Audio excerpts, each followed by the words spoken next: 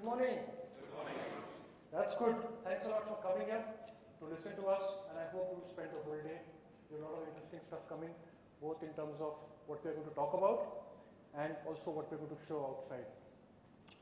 So, as you know, my name is Neeraj, and I'm responsible for Dell's storage business for India. I've been in the industry for around 20 years now, and the last 8 years have been in storage.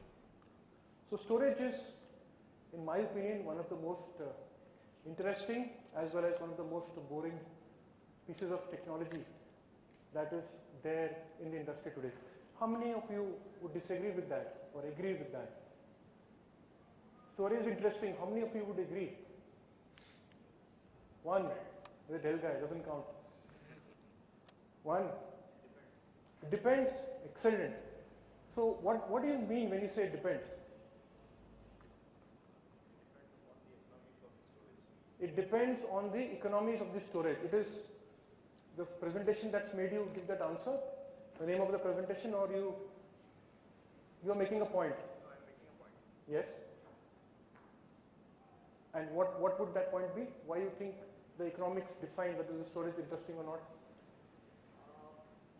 Economics in two sets of economics, like what technology you have, what you want to buy, and how critical is your data, and on what piece of storage you rely exactly, and the complexity to manage it.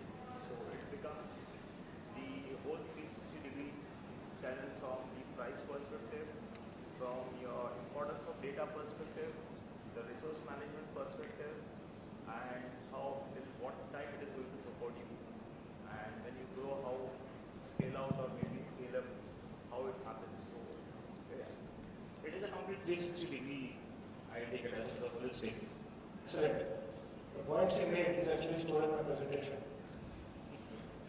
It's very interesting. It's boring because it's the last piece of IT, right? You don't go behind storage anymore, right? If you go behind storage, you'll hit tape, which is again storage, or you'll hit a disk backup, which is again storage, right? The interesting part is, it is one of the few large pieces of infrastructure where you still have 7-8 vendors, active vendors, and 7-8 startups trying to get a piece of the market, right? We don't see that in servers, we don't see that in networking, we don't see that in database, we don't see that in operating systems, we don't see that in any major part of IT, but it's there in storage. And the reason it is that way is that what you want storage for has completely changed. Earlier, you wanted storage for ERP, you wanted storage for some homegrown application, you wanted storage for email, but now workloads are very different, and the reason they're different is one is a huge part of the enterprise is now almost 100% is IT enabled. It's no longer the ERP. You have devices in your hand which are putting load on storage, right? Someone is sitting and in this room itself, somebody would be online typing a mail or accessing Facebook, LinkedIn, or some website. And where the query is hitting, it is hitting the storage in the end. So the load on storage has completely changed. Consolidation has happened in a massive manner. So you have on the same storage device, you have loads which are write intensive, read intensive, archival, or something which is to be do with file. So the load patterns are very different, and storage which has been designed say 20 years ago are finding it difficult to cope up with the demands of the new user of the new age of IT, the third platform as they call today of IT. And it is very visible. If you have been keeping track of the investments made by various companies in buying storage technology, right?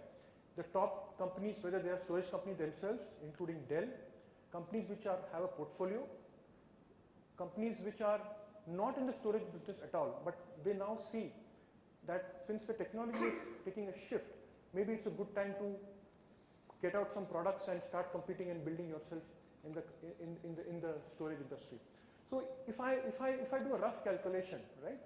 We today are talking about a big purchase made by a Chinese company of a server brand. It's around $2.5 billion. If you look at the last 3 years, and do a back of the envelope calculation, you will see that in the storage industry, there have been acquisitions in excess of $10 billion of various companies, and a lot of them are over $2.5 billion. And a lot of these have been done by established storage players, essentially because yesterday's technology does not handle the load that today's applications are putting.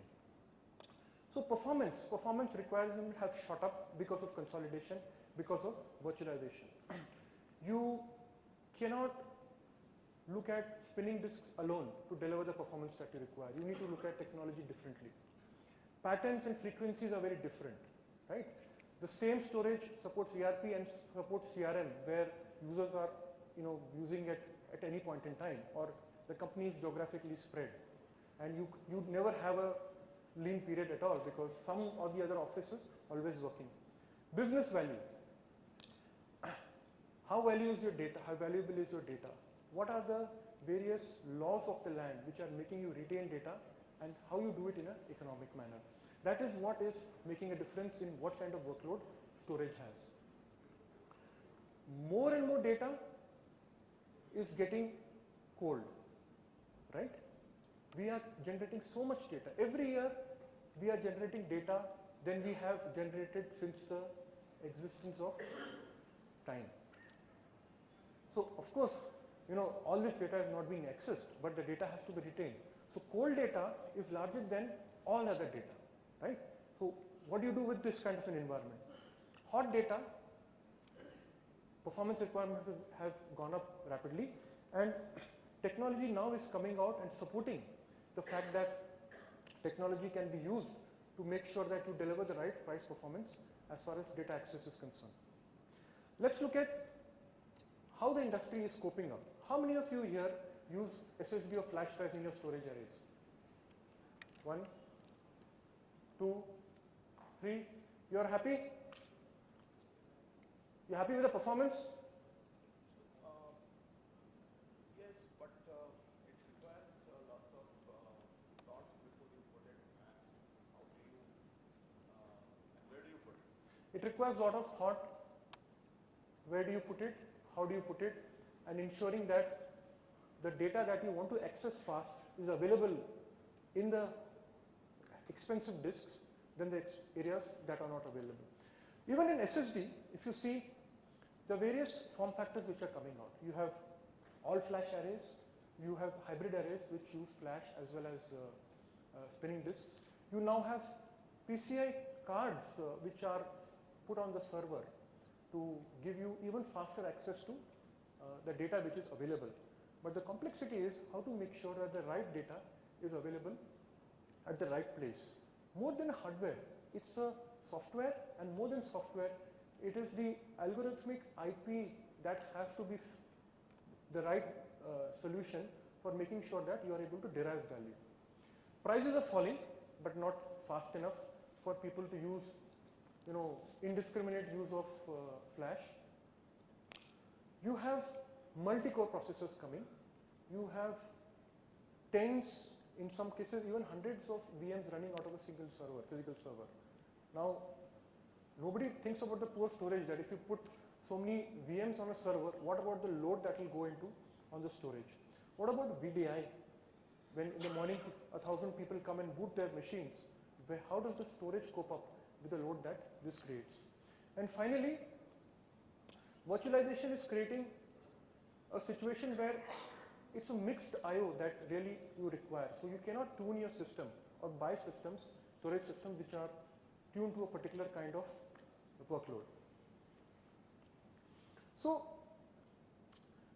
flash storage today is being deployed in various layers on the server itself as a tier 1 or a say 10, 15, 20% of the space that you have, or in fact the complete storage itself.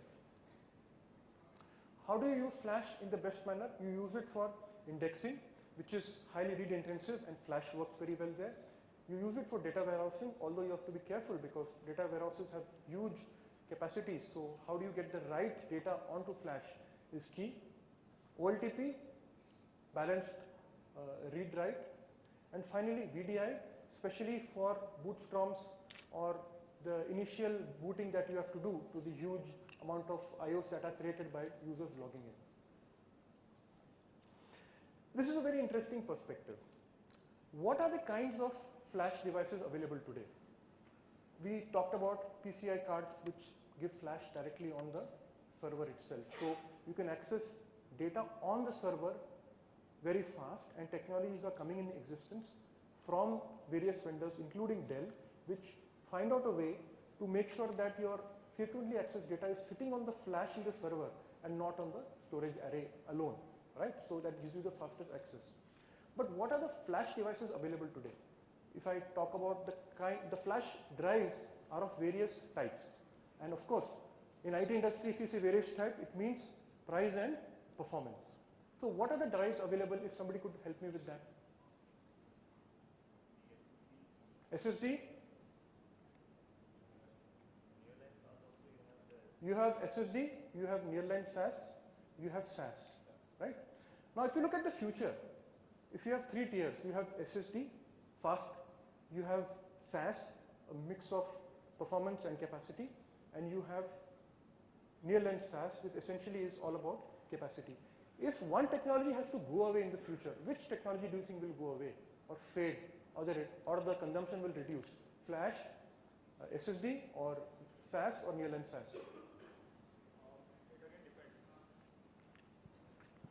It's just a debate, you know, there's no wrong or right answer. We're just looking into the future. So again, it depends upon how people take it, right?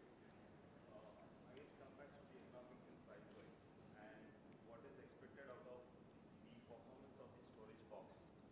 So maybe, for example, in a storage kind of environment, you see, you have a mailbox and it's heading on a storage. A mail which is 1 minute earlier is important, and the next minute is not important when it's replied. So how do you tier the data across the storage? It depends on that. So you can't say that, of course, technology will fade away as FC has done, but again, it depends upon, still I don't think so anyone is there in the market to tell it rightly or concretely about it. So today, if flash devices become cheaper, SSDs, right? And SAS, which essentially is a good mix of performance and capacity, it will get a pressure from top, because with cheaper SSD, SAS adoption, people will think how much SAS drives we want, right? If you look at the nearline SATA or nearline SAS drives, which are all about capacity, they are getting bigger in size, which essentially means the per TB or the per GB price is falling down. You have 4 TB drives today, right? You'll get bigger and bigger drives. So my assumption is that SAS would come under pressure from a price perspective from nearline SAS and from a performance perspective from flash, and that's the layer which will get squeezed out. But the interesting part is, even if you look at SSD drives or solid state drives, it is not that there is only one kind of drive. Here too, there are drives which are called SLC, single layer cell, and MLC. And now we have TLC and so many other layers coming in. What happens here is, single layer cell is the most expensive, the most reliable, and the most high performance drives available today. A lot of customers, a lot of people in the industry don't know that the life of a solid state disk is lower than a spinning disk, right? And when the drive ages, the performance also falls. So we have never encountered this situation. You buy a storage array for 5 years, you think that my load will keep increasing and the storage has to handle it. But what we are saying here is, your load will increase, but your performance of the array will drop, essentially because your drives are aging and getting slower. So within flash, you have to now choose whether you want SLC or MLC. One is highest price, best performance. The other is a compromise between price and performance, and of course, lower life. New technologies will come now, because today it's a developing area. Next year you will see even cheaper flash drives with lesser performance and lesser life. So there will be a scenario where even in the SSD layer, you will have to have multiple type of drives and choose to tier data or write data between them. Why I'm saying this is because this is a feature which is not available with any of the industry leaders today except for Dell. You will have a full flash array where you will need to make sure that you are tiering data between SSD drives alone. And that's when the challenge will start, because no one, when they designed their devices for storage, looked at a scenario where customers will have to choose between various type of SSD drives. The Dell storage portfolio, all of them support the features that you would need to cater to the particular requirement that you have. Whether you have a big enterprise system, we have the component range there, which has all flash, hybrid flash and disk, and all the enterprise features that you require for critical applications. EqualLogic, iSCSI based, all-in-one storage. Power Vault, this is the price performance warrior. But the great thing is, across the platform, we support flash and we support the technologies which make sure flash is utilized in the best possible manner. Let's look at our component fiber channel enterprise class arrays first. Component is a relatively new technology as far as storage is concerned. It's less, when I say new, it means it's less than 10 years old, whereas other industry technologies are over 20, 25 years old, built for a completely different era when nobody thought of virtualization, nobody thought of Facebook, nobody thought of email, or the kinds of loads that storage will have to handle, right? While they have been able to scale up performance, but nobody has thought of tiering 20 years ago. Component was designed to be a tiered architecture. By default, it will tier data for you, which means that we will assign a small part of the disks as RAID 1+0, which essentially is the highest performing RAID level, so that your writes happen very fast and the array performs. And without even you realizing, we will migrate the data onto RAID 5 or onto even SATA disks so that you get the right price performance. This is something which is built into the array. It is not a feature which is added on later on. So that's the key difference that we have, that tiering is the heart of the system and it has been designed with tiering in mind. The second thing, with other vendors today, you have to make a compromise. Either I will buy all SLC drives, which is single layered cell, the most expensive SSD drives today, which makes difficult to purchase because the price becomes very high. If you want good tiering to happen, you should have at least 15-20% of your capacity on SSD. Having 2 drives, 3 drives really doesn't make too much of sense, because you will get performance if you are able to read data or write data onto the flash drives. But if there are not enough drives, it's unlikely that you will find the data there. So you have to compromise. Either I will go for all SLC, which means I will pay a lot of money and get good performance, or I will go for all MLC, which is multi-layer cell, which will give me some kind of performance, lower price. But with component, because we tier within SSD itself, within the fastest layer of storage itself, there is no compromise. It's a price performance decision that you can take and achieve best from a cost economics perspective as well as from a performance perspective. This is an example given. You need lesser space and you can have multi-level tiers of SLC, MLC, SAS as well as nearline SAS, and achieve better economics than you would do with other storage products that are there in the market. Now, key things. The component array supports tiering by default. It's the heart of the system. It also supports replication between 2 sites, right? In a mid-range array, which most vendors do. But it also supports replication between 3 sites. So in future, or even today, if you want to implement a DR solution which is over multiple sites, that can be done. If you want this kind of a feature, you really have to look at the big 2000 drive arrays that are there in the industry, which big banks or big financial industry uses, where the systems are unaffordable unless you have a requirement where there are thousands of transactions happening at any point in time, tens of thousands, and you have data which is a couple of hundred TB. Before that, it doesn't make sense, but we deliver that feature in an affordable array which is fully tiered. Scalability, the component array scales up to 960 drives. You can start small and you can scale up to 960 drives.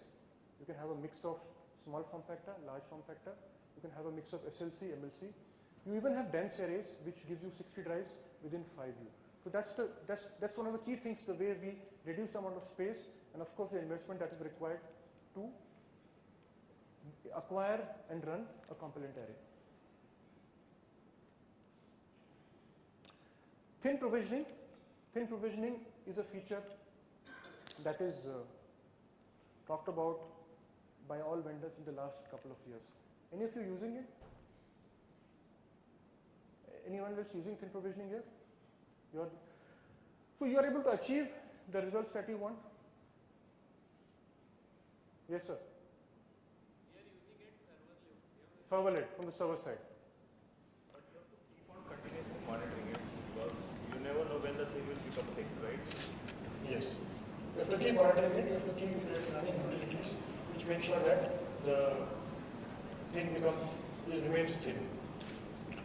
See, the interesting part is that since component is a new age array, the way it looks at storage is different from the way traditional vendors have.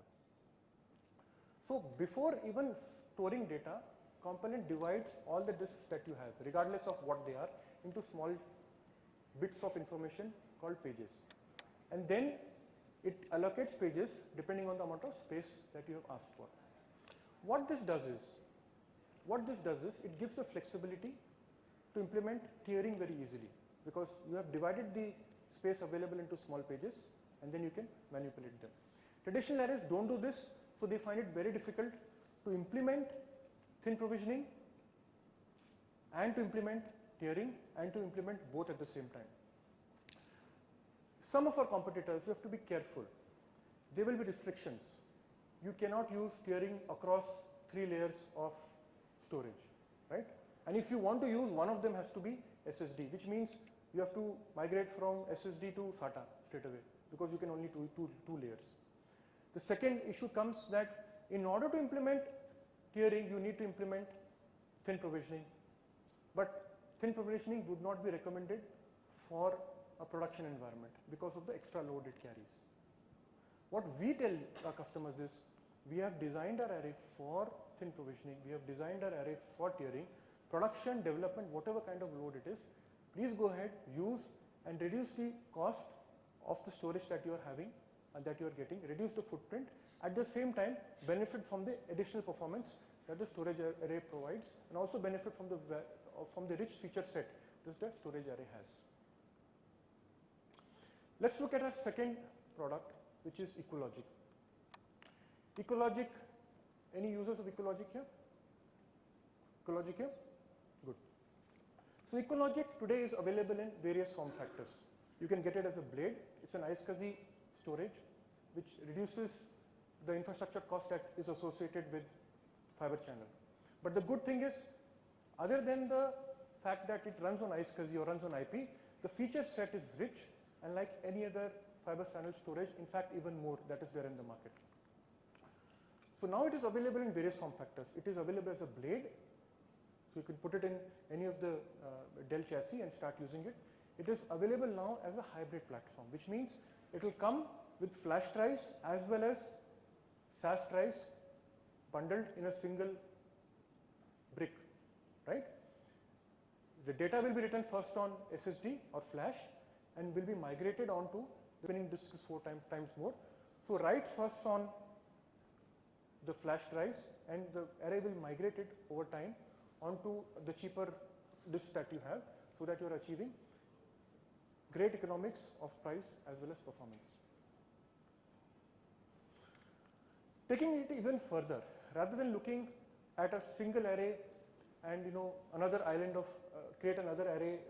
See, today if you buy a large fiber channel array, you have to decide how much you want. If you decide and it turns out that you bought too much, you have spent too much money upfront, right? If you decide to buy less, then you will have to either upgrade, or even worse, you might have to buy another array because the performance is not supported by the current fiber channel array that you have. But with equal, with storage sharing and pooling, different arrays can behave as one, can move data across each other, so that you are free from the hassle of trying to predict what the future will be 4 years, 5 years from now. You can focus on what is right now, and the technology will take care of expansion. The technology will take care of migrating data as you move on and your requirements go up or remain the same. So I hope you had an interesting session. If you have any questions, this would be a good time to ask, or better, we just play a short video to show one of our places, one of our customers who have been using Component very successfully, and then take your questions. Thank you.